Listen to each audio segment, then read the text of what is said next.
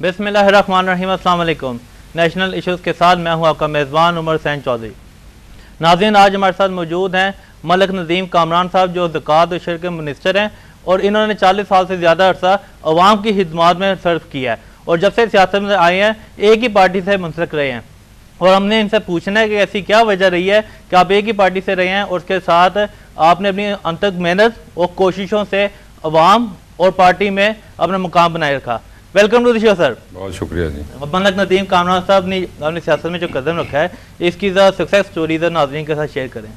बहुत शुक्रिया जी। मैं बताना चाहता हूँ आपको कि 1974 में मैंने गवर्नमेंट कॉलेज साहिवाल में प्रेसिडेंट का इलेक्शन लड़ा यूनियन का, और तब से मैं पॉलिटिक्स में इन्वॉल्व हो गया।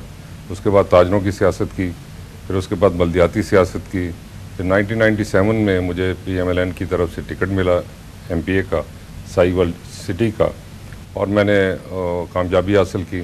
99 में जब कू हुआ तो उसमें we were 9 MP MNAs from district Sahiwal, लेकिन बदकिस्मती से उनमें से 8 जो हैं वो पार्टी को छोड़ गए, अपने कायद को छोड़ गए।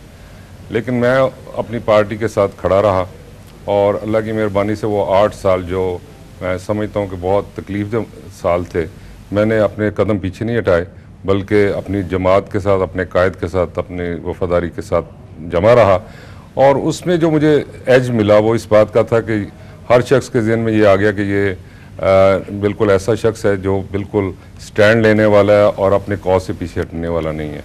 और उस दौरान भी मुझे बहुत इज़्ज़त मिली, बहुत सी सोबतें बर्दाश्त की, लेकिन अल्लाह की मेहरबानी से वो 8 साल गुजर गए। और उसके बाद जो फिर इलेक्शन आया तो फिर मैं जीता, और मियाँ शहबाज शरीफ साहब ने मुझे अपनी कैबिनेट में लिया, और उस वक्त हम 8 मिनिस्टर थे 5 साल पिछले टेन्योर में। तो उसमें मैंने 5 साल सर्व किया as a food minister, tourism minister मैंने सर्व किया। फिर उसके बाद 2013 का इलेक्शन आया, इसमें फिर अल्लाह ने कामयाबी दी और फिर मैं ज़कात और शर का मिनिस्टर बना। तो इसमें सक्सेस स्टोरी में सिर्फ इतनी बात थी कि अपने जमात के साथ लॉयल रहा, अपने लोगों को लेट डाउन नहीं होने दिया, अपने ज़मीर को मरने नहीं दिया, और सबसे बड़ी बात थी कि मैं नहीं चाहता था कि मेरी फैमिली को, मेरे दोस्तों को, मेरे शहर को ये नाम मिले कि आपका एक जो नुमाइंदा है वो बिट्रे करने वाला है या झुकने वाला है। झुकना सिर्फ अल्लाह के आगे है, बाकी किसी का नहीं। मतलब 360 जो है हमारी पार्टी जो रजिस्टर्ड हैं, उनमें से आपको एक ही पार्टी में ऐसी क्या खासियत नज़र आई है? देखें, इसमें बड़ी सिंपल सी बात है। ये नहीं है कि मेरे कायदीन है इसलिए मैं बात कर रहा हूँ। किसी भी आप ले मैन से पूछ लें, यकीनन वो ये कहेगा कि पाकिस्तान से मोहब्बत करने वाले और पाकिस्तान को आगे लेके जाने वाले ये कायदीन हैं जिनमें सलाहियत भी है और वो मोहब्बत भी करते हैं इस मुल्क से, जिसमें मियाँ नवाज शरीफ साहब और मियाँ शहबाज शरीफ साहब सरफहरिस्त हैं। और इनकी इसी चीज़ को देखते हुए कि they are loyal to the country, और ये ऐसा कोई इशू नहीं करेंगे जिससे पाकिस्तान को नुकसान होगा।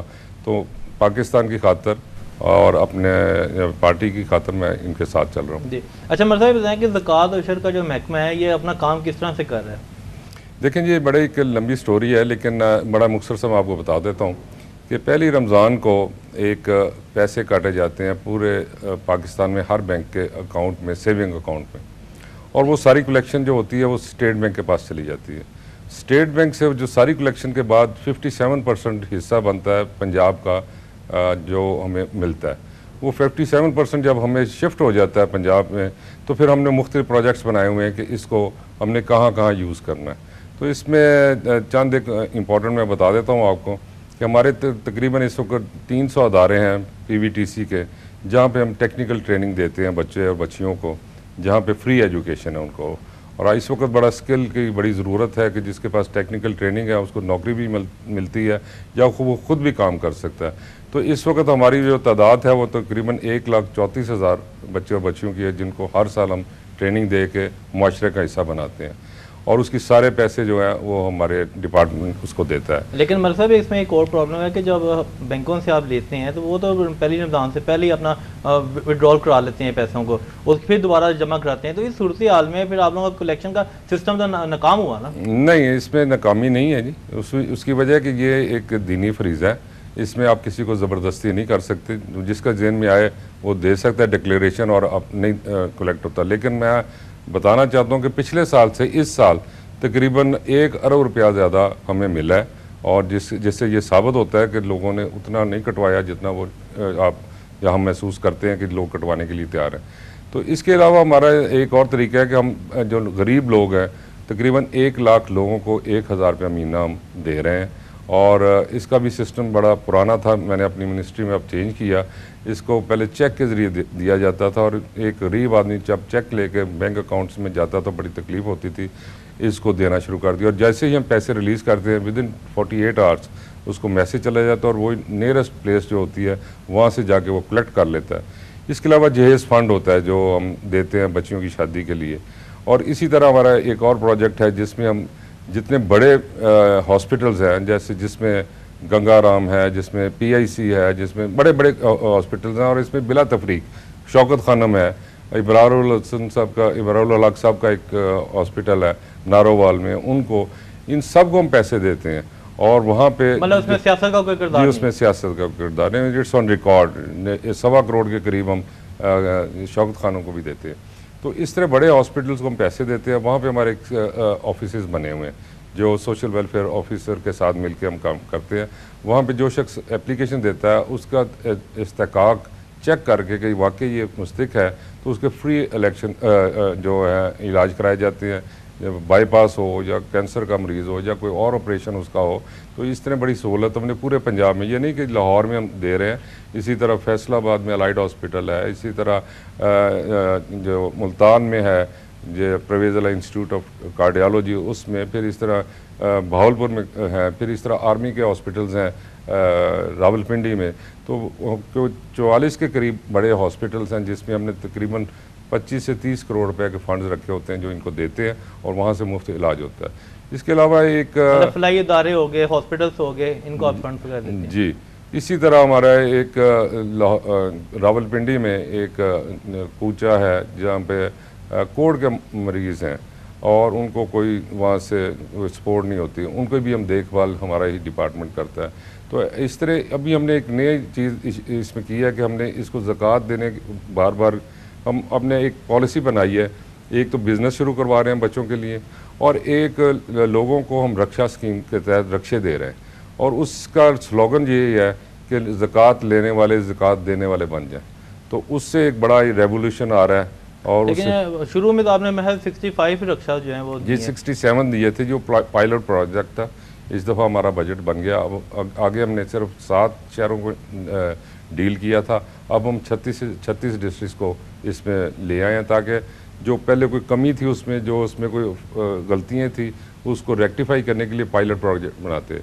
इसी तरह हमने 2-2 लाख रुपया रखे हैं जो बच्चे और बच्चियाँ PVTC से फारग होते हैं, जो डिप्लोमा हासिल करके अगर वो बिज़नेस करना चाहें तो 50,000 की पहले किस्त देते हैं कि वो अपना छोटा कारोबार स्टैब्लिश, जैसे ब्यूटी पार्लर है, सिलाई कढ़ाई का कोई काम है, जिसके लिए ज़्यादा इन्वेस्टमेंट की ज़रूरत नहीं है। जी, जिसके लिए ज़्यादा इन्वेस्टमेंट की ज़रूरत जी, जिसके लिए ज़्यादा नहीं है वो 50,000 से उससे शुरू करवाते हैं। या मोटर मैकेनिक ने को अपनी बनानी है, वर्कशॉप बनानी है तो उससे वो शुरू करता है। फिर जब उसकी कारकर्दगी देखते हैं फिर 50,000 की किस्त देते हैं और फिर उसके बाद अगर एस्टेब्लिश हो जाए तो फिर 1 लाख की और किस्त देते हैं। लेकिन मलिक नदीम कामरान साहब, ये आप समझते नहीं है कि अवाम का भरोसा जो है हुकूमत से उठ चुका हुआ है, हमारी सूबाई हुकूमतें, जिसकी वजह से वो अपनी ज़कात हुकूमत को देना नहीं चाहती।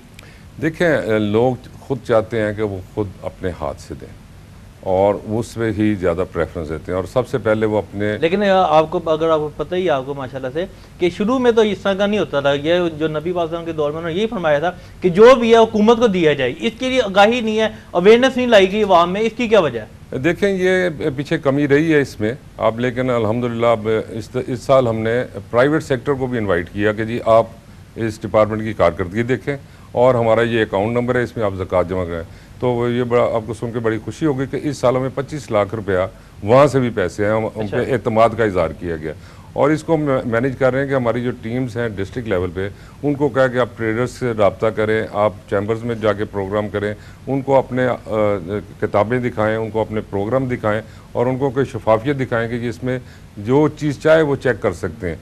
तो अब इस साल 25 लाख रुपए का आना एक बड़ी अच्छी साइन है और इंशाल्लाह इसको हम बढ़ाएंगे। जी देखिए मलक साहब, जितना आप समझ रहे हैं उस तरह ये अदारा काम कर रहा है या आपकी तौक़ात के मुताबिक, या भी इसमें बेहतरी लाने की गुंजाइश है? देखें, इसमें जितने पैसे मिल जाएं उतनी ही बेहतरी है, लेकिन अब 1 अरब रुपया एक्स्ट्रा आया तो हमने ज़्यादा हॉस्पिटल्स को दे रहे हैं। हम पहले 50,000 बच्चों को ट्रेनिंग दे रहे थे, अब हम 1,34,000 बच्चों की तरफ चले गए हैं। तो ये यकीनन जितने पैसे होंगे हमने उसके अकॉर्डिंगली इसको चलाना है। इसमें मज़ीद पैसे आएंगे तो मज़ीद यकीनन इसमें बेहतरी आएगी। तो जितना जितना सूबा पंजाब जो है पूरे पाकिस्तान का सबसे बड़ा सूबा है, यहाँ से फंड भी और ज़कात वगैरह सदक़ात वगैरह ये इकट्ठे होते हैं। इसके मुताबिक अभी आप समझते हैं कि अभी उतना लेवल पे पहुँच चुके हम कि उतनी इकट्ठी हो रही है या नहीं? नहीं, मैं नहीं समझता उस लेवल पे पहुंचे हैं, लेकिन जितना एतमाद बढ़ेगा। अगर 11 करोड़ के लगभग आबादी है शहर की, तो इसमें से 10 लाख तो ऐसे हैं ना जो ज़कात दे सकते हैं। जी बिल्कुल ऐसे है, लेकिन इसमें एक आपने जो अभी बात की, ये भी अल्लाह ताला का हुक्म है कि आप सदका खैरात अपने घर से शुरू करें। आपके करीबी अजीज़ जो हैं, महल्लेदार हैं, उनको दें पहले। और इस वजह से मेरा ख्याल है ज़्यादा लोग उनकी तरफ पहले देते हैं और उन पे फ़र्ज़ भी यही है कि उनकी तरफ दें और फिर उसके बाद जो है वो दूसरी तरफ डिस्ट्रीब्यूट करें। तो जहाँ पे देने वाले मेरा ख्याल है दुनिया में सबसे ज़्यादा है, इनको एतमाद होना चाहिए कि ये जो पैसे दिए जा रहे हैं ये मिस यूज़ नहीं होंगे, ये सही इस्तेमाल होंगे, इनका कोई मकसद है देने का, तो यकीनन इसमें बेहतरी आएगी। जी बिल्कुल। अच्छा, तो जो गरीब लोग हैं जिनको जो इसके मस्तक होते हैं उनको ज़कात मिलनी चाहिए, लेकिन वो आप लोगों की फॉर्मेलिटी से फॉर्म भरने से वो तंग आ जाते हैं, वो ज़कात लेने के बजाय दूसरा रास्ता इख्तियार करते हैं मांगने पे, इसकी क्या वजह है? नहीं, इसको ईजी वे क्यों नहीं किया गया अभी तक? इसमें बड़ा ईजी वे है, चूँकि अभी लोगों को पता नहीं है, अब तो काफ़ी लोगों को पता चल गया है कि हमारे हर गांव में एक कमेटी है, हमारी हर यूनियन काउंसिल में 2-2 कमेटी हैं। वो खुद वहाँ पे 9 लोग हैं हमारी इस टीम का हिस्सा, जो उसको लोकल ज़कात कमेटी के मेंबर कहते हैं। एक चेयरमैन होता है और उसके साथ 8 होते हैं मेंबर, जिसमें 3 ख़वातीन होती हैं, 5 मर्द होते हैं। तो वो खुद असेस करते हैं कि उनके मोहल्ले में, उनके इलाके में कौन लोग ज़्यादा लोग होते हैं लेने वाले, लेकिन हमारे पास जितना बजट होता है हमने उसके मुताबिक उनको अलाउ करना होता है कि इतने लोगों को आप दे सकते हैं, इससे ज़्यादा आप नहीं दे सकते। तो वो जो सारी उनकी सिलेक्शन है वो बड़ी इजीली हो जाती है, क्योंकि वो रिस्पॉन्सिबिलिटी होती है, क्योंकि जवाब वो भी अल्लाह को जवाब दे। अब यहाँ पे बैठ के डिपार्टमेंट राजनपुर को नहीं चेक कर सकता, अटक को नहीं चेक कर सकता, तो उनके इलाके में पास ही हाँ जी, तो वो फाल जो हमारी कमेटी हैं वो ही इसको करती हैं और उसके मुताबिक ईजी हो जाता है। तो जो सफ़ेद पोश होते हैं वो आप लोगों से रब्ता भी नहीं करते, उनके लिए क्या तरीका कार बनाया? तो वो जो मोहल्ले में फ़र्ज़ कर लें, आप एक मोहल्ले में आपको पता है कि जी आप चेयरमैन बन के हमारी लोकल ज़कात कमेटी का, आपको पता है कि जी ये सफ़ेद पोश हैं, ये मांगेंगे नहीं, लेकिन ये मुस्तहिक हैं, तो आप उनका नाम लिख के दे देंगे तो डेफिनेटली उनको पैसे आने शुरू हो जाएंगे। तो मलिक नदीम कामरान साहब, इस इदारे में भी ट्रांसपेरेंसी या शफाफियत को जो नारा है उसके वो कहाँ पे आप देखते हैं कि कितने परसेंट बिल्कुल 100 है क्लियर? मैं समझता हूँ कि ये शैतान लोग हर जगह में मौजूद होते हैं, लेकिन अल्लाह का फजल है कि खुदा का खौफ होने की वजह से और ये एक दीनी फरीज़ा होने की वजह से मैं समझता हूँ कि 95% इसमें शफाफियत भी है, कमी कोई ऐसी चीज़ नहीं है।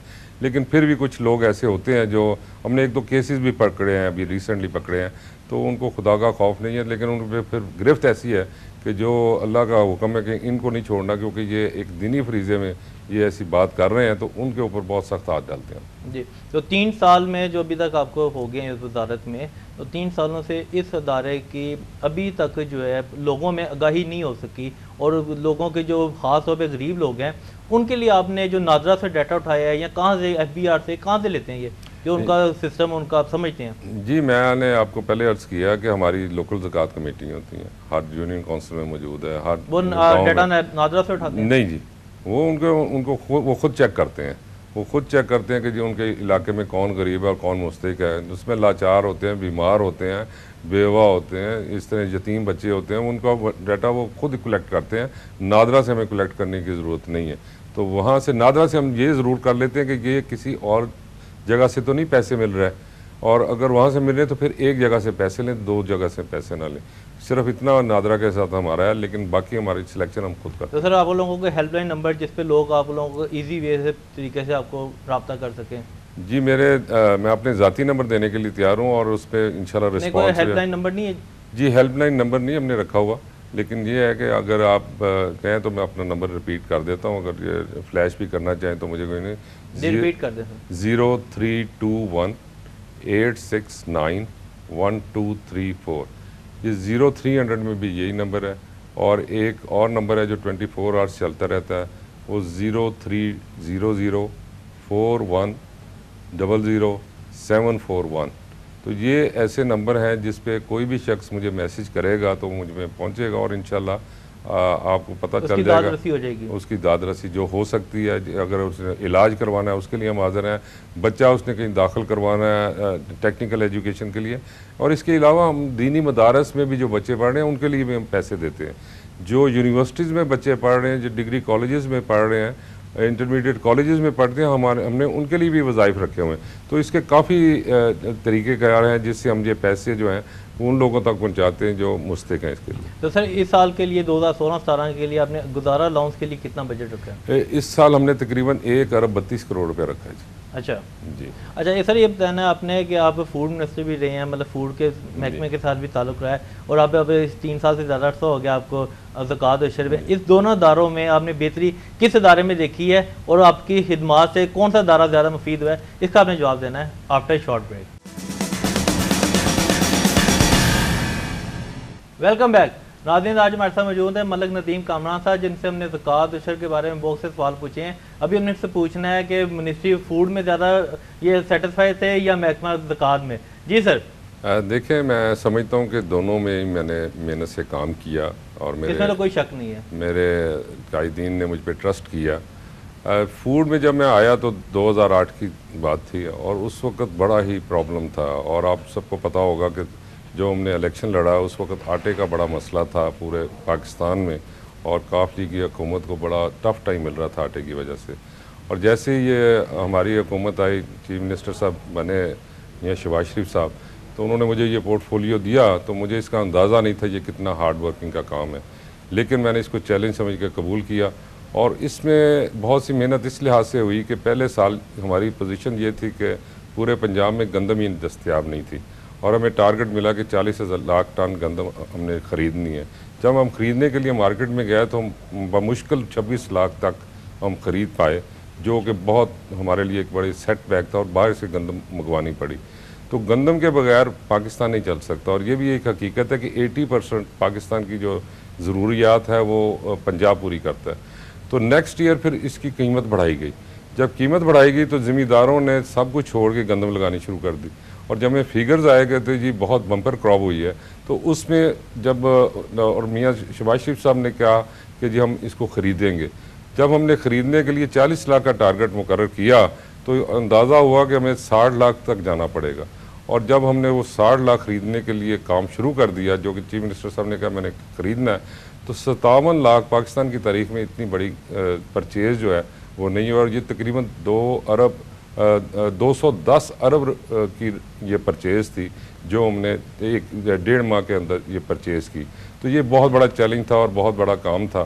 फिर उसके बाद थर्ड ईयर जो आया तो उस वक्त लोगों के बड़े ये थे कि ये ज़्यादा ख़रीदेंगे, लेकिन हमारे पास स्टॉक्स इतने बिल्ट हो चुके थे कि जो पाकिस्तान के नुकसान थे, तो हमने इन बिटवीन रह के ये करना था। तो ये तीनों साल मेरे लिए बड़े डिफ़िकल्ट थे, लेकिन मैं समझता हूँ कि मेरे ऑफिसर जो थे उस वक्त फूड में, और मेरा जो स्टाफ था जो कि पहले मेरा ख्याल है इतनी अच्छी कारकर्दगी नहीं दिखा रहा था, लेकिन मेरे साथ सेक्रेटरी, मेरे फूड सेक्रेटरी और मेरी कोशिश थी, और चीफ मिनिस्टर साहब की हदायत के मुताबिक हमने बेहतरीन टीम वर्क किया और हमने बड़ा अच्छे रिज़ल्ट्स उसके दिए। और इसी तरह ये जब मैं ज़कात उशर में आपने जो मुझे पूछा है, तो इसमें भी शुरू से मुझे लगा कि इसको कोई ना तो कोई रिकग्नाइज़ करता है, ना इसके काम का किसी को पता है। और सबसे अहम अदारा है हमारे पंजाब का, बल्कि पूरे पाकिस्तान का। अगर यही अपना काम ठीक करे तो पूरे पाकिस्तान से गुर्बत और ये महंगाई खत्म हो सकती है। तो इसमें फिर हमने बड़े रेवोल्यूशनरी स्टेप्स उठाए, जिसकी वजह से आज इसका एक नाम बन गया और इससे बहुत से लोग मुस्तफ़ीज़ हो रहे हैं। यहाँ पे भी एक निगरानी की ज़रूरत है और यहाँ पे एक बेहतर मैनेजमेंट की ज़रूरत है। और अल्हम्दुलिल्लाह हमारे पास अब जो टीम मेरे साथ काम कर रही है बड़े अच्छे तरीके से काम कर रही है, और बड़े अच्छे तरीके से हम इसको इंट्रोड्यूस भी करवा रहे हैं और इससे लोगों को बेनिफिट भी दे रहे हैं। और यकीनन मैं समझता हूँ कि जहाँ पे आप मेहनत करेंगे रिजल्ट्स आपको मिलते हैं। मैंने अच्छा सर, वहाँ आपने बहुत से इदारों से काम किया है, जिसमें हॉकी से हो गया, हमारी क्रिकेट हो गई, उसका फूड मिनिस्टर हो गया, ज़कात है, हर अदारे को बेहतर बनाने के लिए क्या चीज़ ज़रूरी होती है? सबसे पहले तो जी पाकिस्तान से मोहब्बत, और दूसरी बात यह है कि अगर आपको कोई टास्क मिले तो आप उस टास्क के साथ सिंसियर हों, और फिर उसके बाद ये आता है कि आपको उसकी समझ भी हो, और उसको समझ को हासिल करने के लिए आपको ये नहीं होना चाहिए कि मुझे सब कुछ पता है। ये होना चाहिए कि मैं सीख रहा हूँ उसको, और सीख के अपनी गलतियों से, अपने तजर्बे से आप इस काबिल हो जाएं कि उसको डिलीवर कर सके। तो मैंने जब फूड का था तो मुझे समझ ही नहीं थी कि ये फूड का मिनिस्ट्री क्या है, लेकिन जब मैंने एक माह डिपार्टमेंट में बैठ के क्लर्कों से सीखा और दूसरे अफसरों से सीखा तो मुझे इसकी समझ आ गई।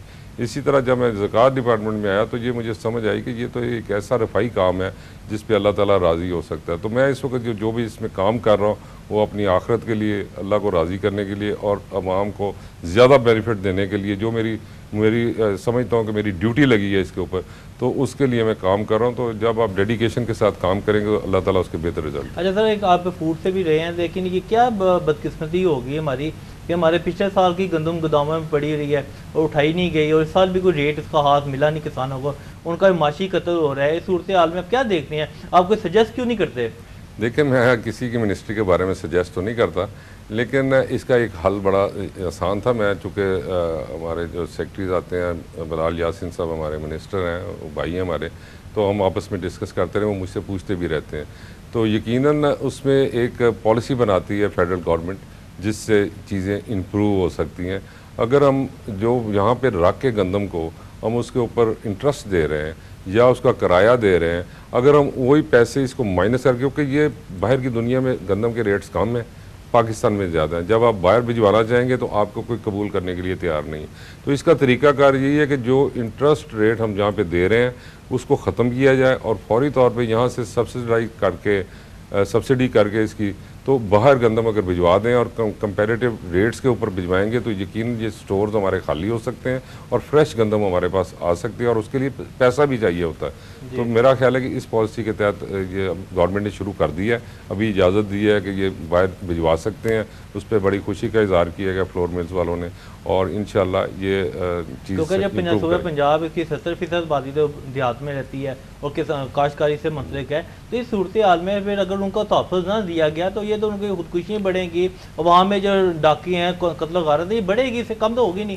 देखें, असल मसला ये है कि पूरी दुनिया में इस वक्त जो क्लाइमेट चेंज आ रहा है ना जी, उसकी वजह से ये नहीं है कि हमारे ज़मींदार पिस रहे हैं, पूरी दुनिया में पिस रहे हैं, लेकिन इसका हल भी हुकूमतों ने तलाश करना, किसी और ने तो तलाश नहीं करना।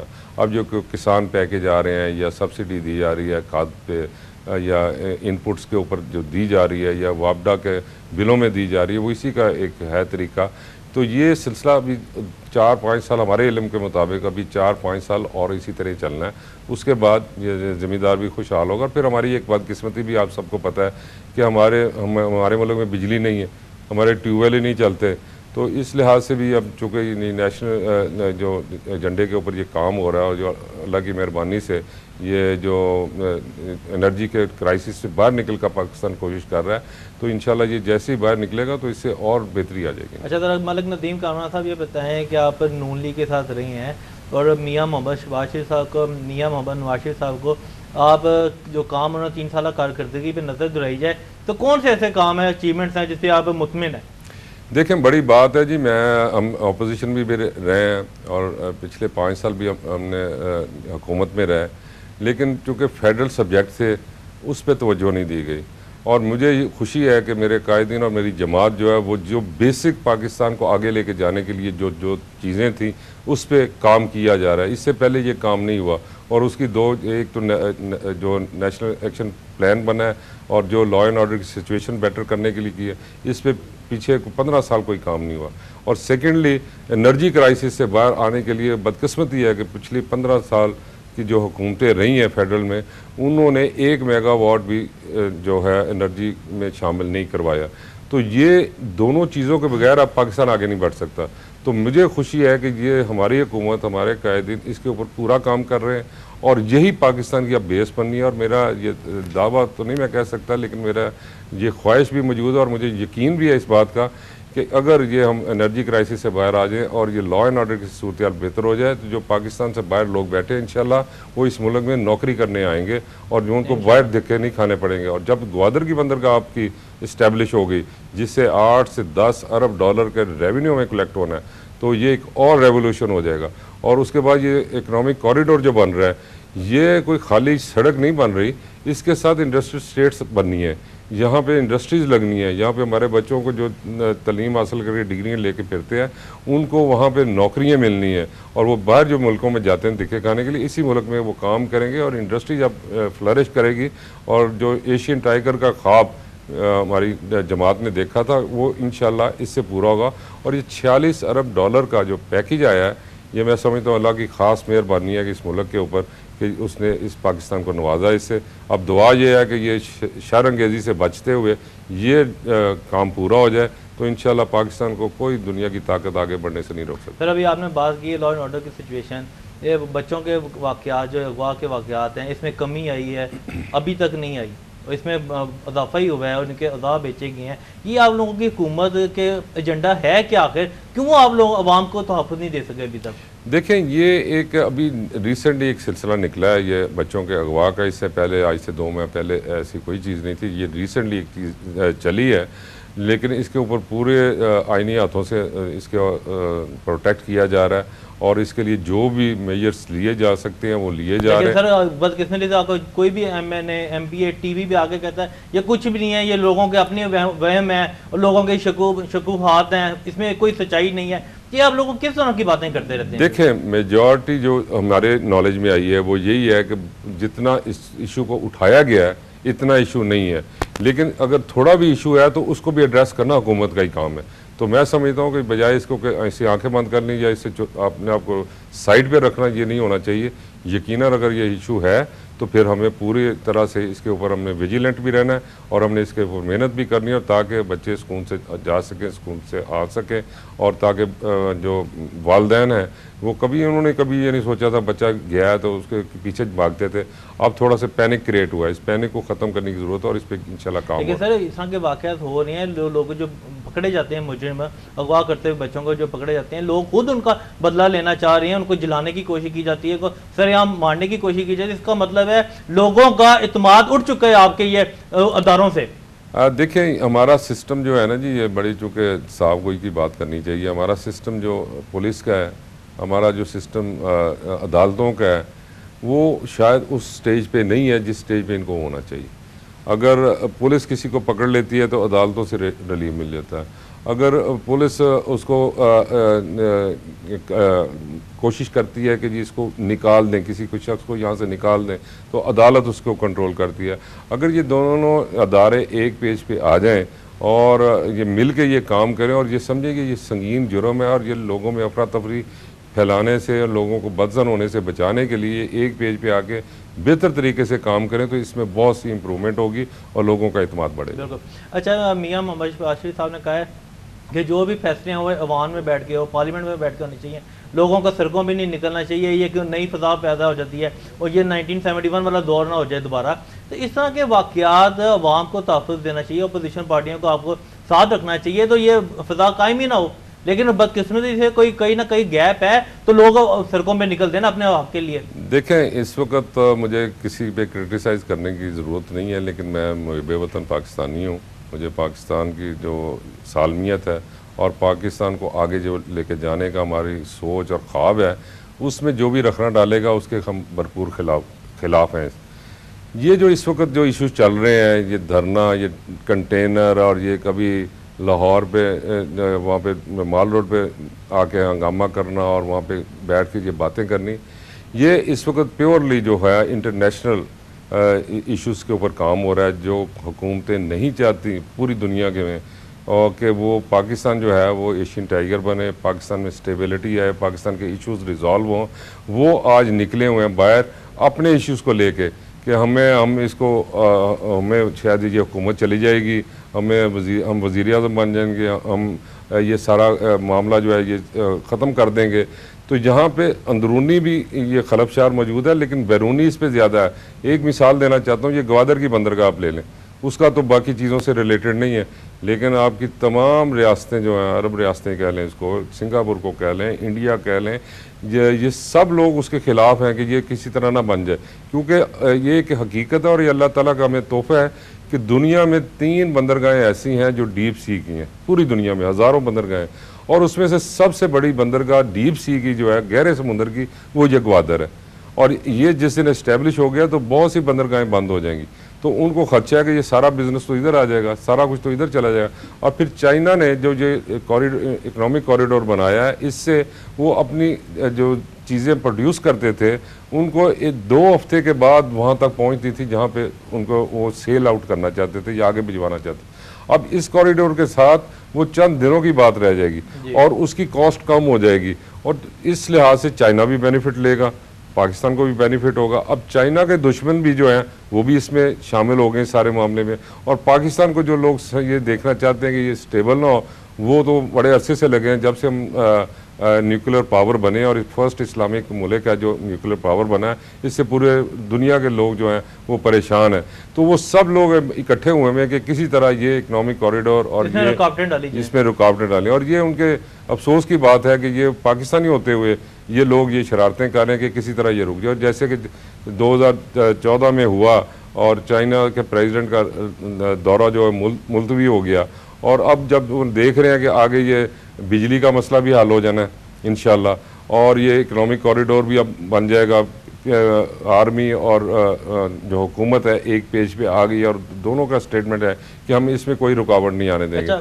तो वो एक मिनट, तो जब वो हुकूमतें वो देखती हैं 2018 का इलेक्शन कि ये इश्यूज़ इन्होंने रिजॉल्व कर दिए तो हम किस मुंह से बाहर जाएंगे, तो उनको अब ये बेसब्री लगी है कि किसी तरह से हम फौरी तौर पे कोई ऐसा इशू करें कि ये हुकूमत ठप हो जाए। तो अल्लाह के फजल से इंशाल्लाह इसने आगे बढ़ना और पाकिस्तान ने भी आगे बढ़ना इंशाल्लाह। अच्छा मलिक नदीम कामरान साहब, अभी आपने इस चीज़ का जवाब देना है कि हमारे जब बारिशें होती हैं पूरा पंजाब जो है वो सैलाब आ जाता है और इस तरह नहरें जो बन जाती हैं, रोड्स वगैरह, उनके लिए फिर कश्तियों का बंदोबस्त कोई नहीं होता। इसके लिए आपको कुछ करना चाहिए, या तो कश्तियाँ प्रोवाइड करें या ऐसा सिस्टम दें कि पानी कहीं खड़ा ना हो। इसका आपने जवाब देना है after short break. Welcome back ji. Malik Nadeem Kamran साहब, ये जो सैलाब में सूरत जो बन जाती है, जो कुछ हल्की सी बारिश हो जाए तो हमारे सारे अंडर पासेज जो है वो नहर का जो देते हैं एक इमेज आ जाता है। इसकी सूरत हाल में आप लोगों का ये क्या सिस्टम चल रहा है? देखिए, मैंने एज अ डिस्ट्रिक्ट इंचार्ज तो काम किया था हर सैलाब में जो पिछले आए हैं, लेकिन इस दफ़ा चीफ मिनिस्टर साहब ने मुझे कैबिनेट कमेटी का चेयरमैन बनाया है फ्लड इशूज़ के ऊपर। तो एक पूरी टीम है, PDM में काम कर रहा है, पूरी एक टीम है जो काम कर रही है। तो मुझे पहली दफ़ा एक्सपीरियंस हुआ है कि पूरे पंजाब को विज़िट करने का, और जहाँ पे भी बारिश होती है, जहाँ पे नालों में पानी आता है, जहाँ पे दरियाओं में ज़्यादा पानी आता है, मैं हर जगह पे जा रहा हूँ कि बहुत सी ऐसी जगह हैं जहाँ पे मज़ीद इम्प्रूवमेंट की ज़रूरत है। जैसे मैं एक मिसाल देता हूँ कि एक नाला गुज़रता है सियालकोट के अंदर से, उसको नाला 1 कहते हैं, और वो नाला 1 की कैपेसिटी है 25,000 क्यूसेक, और वहाँ पे जब पिछले दिनों में पानी आ गया तो वहाँ से 38,000 क्यूसेक पानी चल रहा था। जब 25,000 क्यूसेक की जगह जब 38,000 आएगा तो डेफिनेटली या तो उसने कोई साइड तोड़नी है अपनी, और या उसके ओवरफ्लो के जाना है। तो इस तरह के बहुत से ऐसे प्रोग्राम होने चाहिए जिससे इनको नालों को या तो मज़ीद बड़ा करना चाहिए, अगर वहाँ पे गुंजाइश नहीं है तो कोई ऐसे डिस्ट्रीब्यूटर्स बनानी चाहिए कि उनको पीछे जब शहर में एंटर हों या निकल लें जहाँ से, वहाँ से उसका कोई पानी डाइवर्ट करके दरियाओं में, बड़े दरियाओं में डाल दिया जाए। और इस लिहाज पे ऑलरेडी काम भी हो रहा है। 1-2 मंसूबे ऐसे भी हैं जिस पे 100% काम इस साल इंशाल्लाह मुकम्मल हो जाएगा। तो जहाँ पे हमारी मैनेजमेंट का तल्लक है, हमारा ये कोशिश है कि इस साल हमें जो बताया गया था, जब मुझे तकरीबन 1.5 माह हुआ है इस चार्ज लिए इस मामले को, तो हमें बताया गया था कि 15 से 20% बारिशें जो है पिछले साल से ज़्यादा होंगी, लेकिन उससे उल्ट हो रहा है। तो अल्लाह का वापडा वालों ने दुआएं की होंगी ना कि ना हो? नहीं, वापडा वालों ने तो दुआएं की होती हैं कि हों जी, उसकी वजह बिजली का कोई सिस्टम नहीं है ना। नहीं, लेकिन वो पानी के डैमों में इकट्ठा होगा, मिलेगा तो फिर, या फिर जब बारिश होती है तो आपके एसीज कम चलते हैं तो फिर लोड कम ज़रूरत महसूस होती है, तो उस लिहाज से तो ज़रूरत होती। तो इस साल जो हुआ है, ऐसा हुआ है कि अभी तक वो जो प्रेडिक्शन थी उससे बहुत कम बारिशें हुई हैं। लेकिन आज ही मैंने सुबह PDM में एक मीटिंग रखी थी जिसमें सेक्रेटरी इरिगेशन भी थे, हमारे SMBR थे, हमारे PDMA के DG भी थे, MET वाले थे, 1122 था, से सारे लोगों की हमारी एक मीटिंग होती है। उसमें हमने हर 6 दिन की प्रेडिक्शन कर लेते हैं और फिर जहाँ जहाँ कोई डिज़ास्टर की सूरत पैदा हो सकती है या जहाँ बारिशें ज़्यादा होती है वहाँ के DCO जो इंचार्ज हैं अपने ज़िले का, उनको इंटीमेट करते हैं कि आप तैयारी कर लें।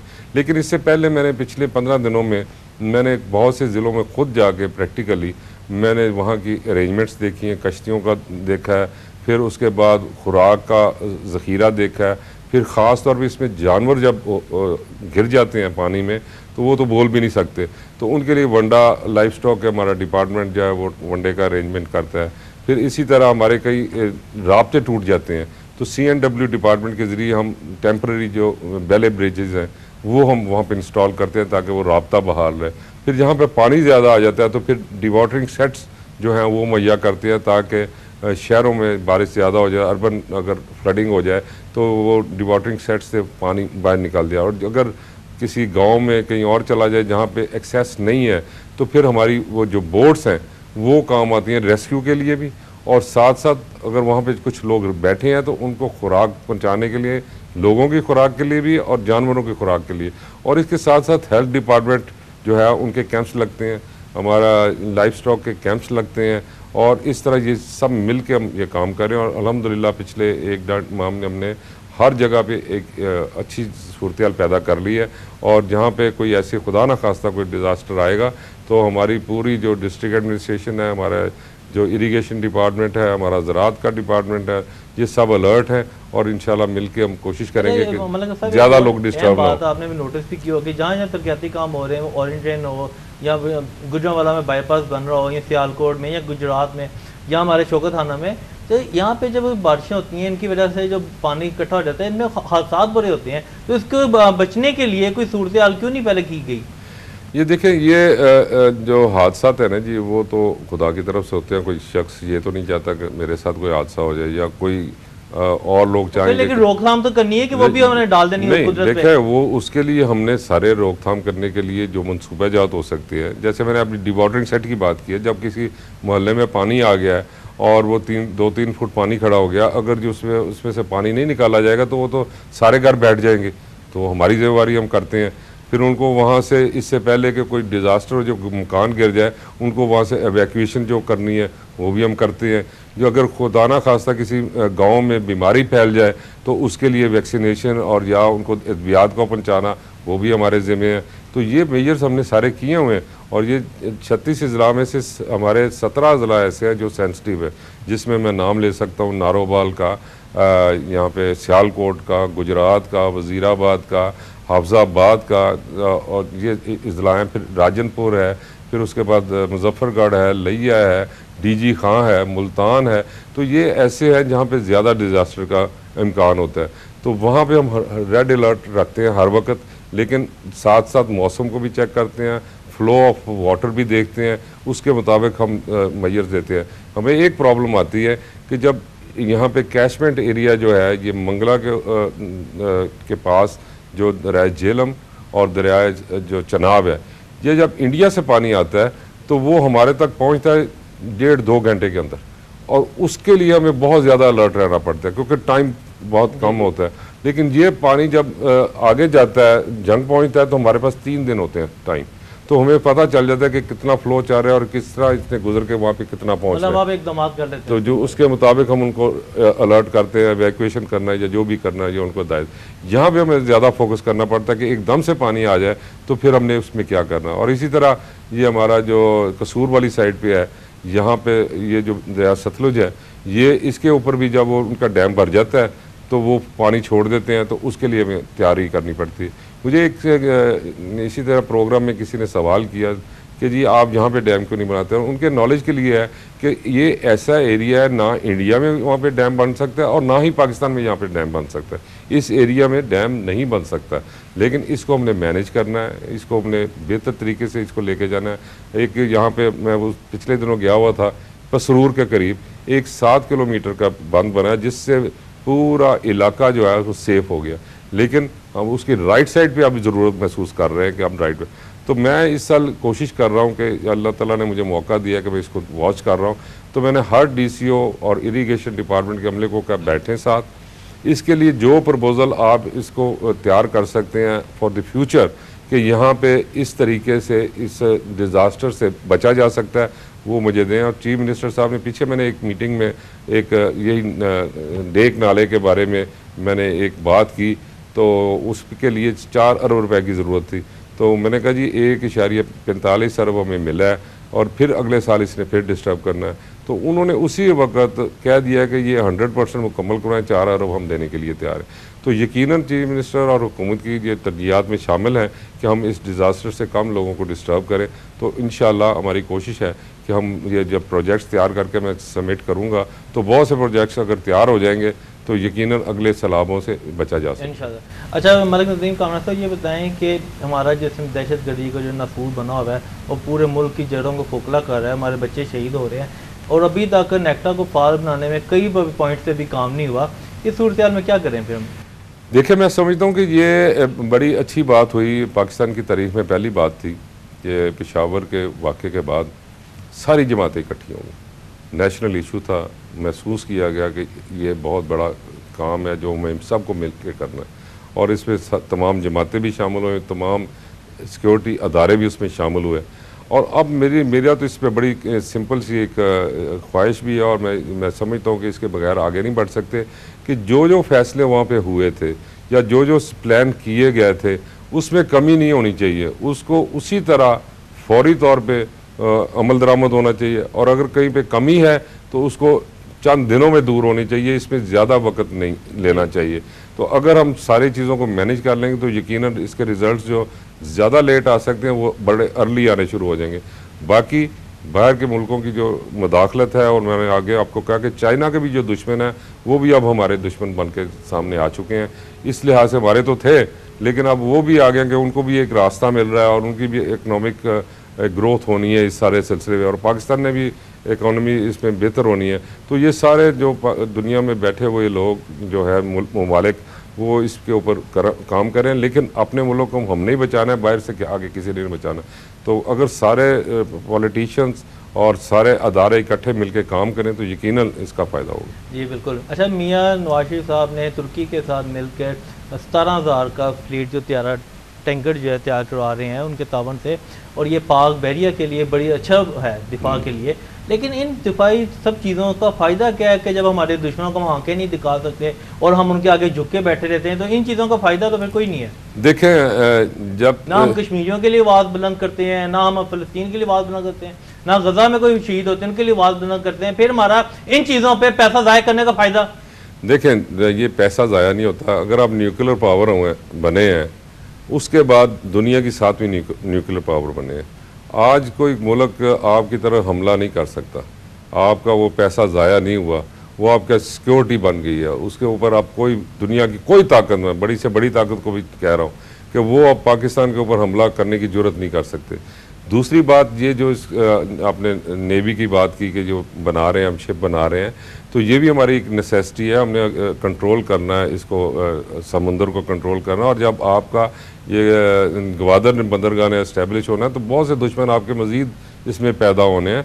तो ये नेशनल सिक्योरिटी जो होती है ना, ये बड़ी अहम होती है। जब आपकी फोर्सेस देखें, दुनिया की बेस्ट फोर्सेस में आपको तस्लीम किया जाता है। छोटा सा मुल्क है, इसकी फ़ौज भी इतनी शायद बड़ी ना हो, लेकिन उनकी कारकर्दगी बहुत से। टाइम थोड़ा कम है मलिक नदीम साहब, ये बताना है आपने कि 2018 का इलेक्शन आप क्या देखते हैं, और ये अगर वक्त से पहले हो जाए तो इसकी क्या सूरत बनेगी? देखें, वक्त से पहले होना ना होना एक अलग बात है, लेकिन मैं समझता हूँ कि पाकिस्तान को अगर आगे बढ़ना है, ये नहीं कि मैं अपनी हुकूमत के बारे में कह रहा हूँ, मैं जब काफ लीग की हुकूमत थी, हम अपोजिशन में थे, तब भी मेरा यही रिमार्क्स थे कि 5 साल हर हुकूमत को मिलना चाहिए, उसकी कारकर्दगी देखना चाहिए, ताकि आवाम को बजाय सड़कों पे आने के या किसी और ज़राए से हुकूमत का कब्ज़ा लेने में और या उल्टाने में उनको ज़रूरत न महसूस ना हो। वो अपने वोट के हक़ से देखें कारकर्दगी और जिसको मर्जी वोट दे। इसी तरह काफ लीग ने अपनी कारकर्दगी की 5 साल और वो फारग होकर चले गए। फिर उसके बाद पीपल्स पार्टी आई, उसकी कारकर्दगी देखी, वो वापस चले गए। अगर खुदा ना खास्ता हमने भी अपनी कारकर्दगी डिलीवर ना दिया तो हमें भी आवाम रिजेक्ट कर देगी। तो जिसको जो टाइम है वो ज़रूर मिलना चाहिए। और वो 2018 में इलेक्शन हो, अगर कोई कारकर्दगी होगी तो आवाम दोबारा कह देंगे, अगर नहीं है तो घर जाके बैठ जाएंगे। ये मलिक नदीम कामरान साहब बहुत बहुत शुक्रिया प्रोग्राम में आए और आपकी गुफ्तगू से हमारे में इजाफा हुआ है और हम समझते हैं कि नाजरीन को भी उनके बहुत से सवालों के जवाब मिले होंगे। नाज़रीन, आज हमारे साथ जो अहम शख्सियात थी उनके साथ हमने बहुत से सवाल पूछे हैं और इन्होंने अपने ज़कात और शर और फूड जो भी महकमा इनको मिला है उनमें अपनी खिदमात अंजाम दी हैं और अपने अनथक मेहनत के साथ और अभी फ्लड की जो सूरत हाल बंदी है उस पर भी काबू पाने के लिए इन्हें बहुत अहम इक़दाम किए हैं और उम्मीद करते हैं आपको आपके बहुत से सवालों के जवाब मिल गए होंगे। अब हमें इजाज़त दीजिए। अल्लाह हाफ़िज़।